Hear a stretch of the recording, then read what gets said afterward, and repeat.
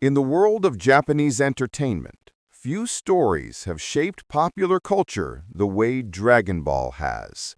Today, it is seen as a global icon, a franchise that spans decades, countless episodes, movies, and merchandise. But every legend has an origin, and the story of Dragon Ball begins in the early 1980s with one man, Akira Toriyama. Toriyama was already a well-known manga artist thanks to his hit comedy series Dr. Slump. With its quirky humor and oddball characters, Dr. Slump had made him a household name in Japan. But Toriyama was restless. He wanted to create something new, something that combined his passion for martial arts movies, his love for myths and folklore, and his talent for humor.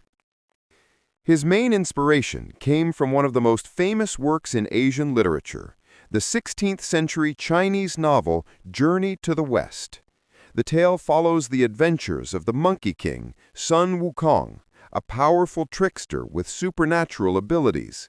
Toriyama borrowed heavily from this myth, but he gave it a fresh and playful twist.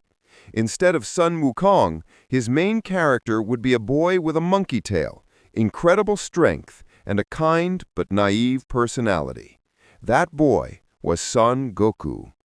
In 1984, Dragon Ball premiered in Weekly Shonen Jump, Japan's most influential manga magazine. At first, it was presented as a lighthearted adventure story.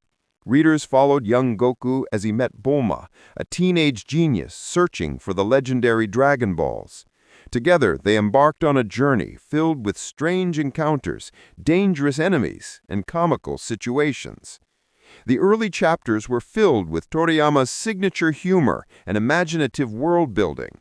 The concept of the Dragon Balls themselves was simple but powerful: 7 magical orbs that, when gathered, could summon the eternal dragon Shenron to grant a wish.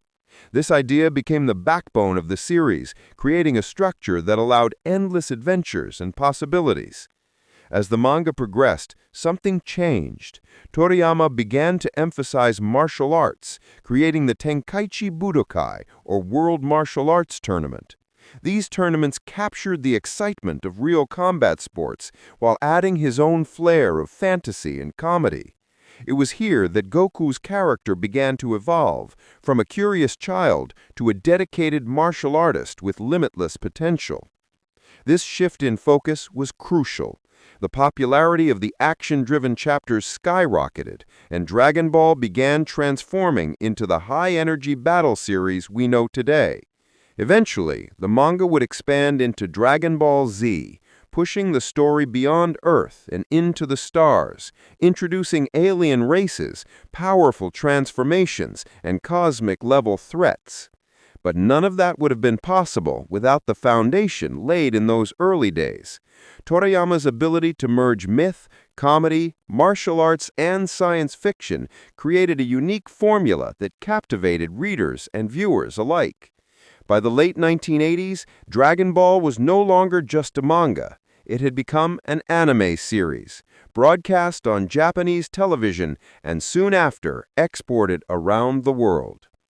The humble beginnings of Dragon Ball in 1984 remind us of something important.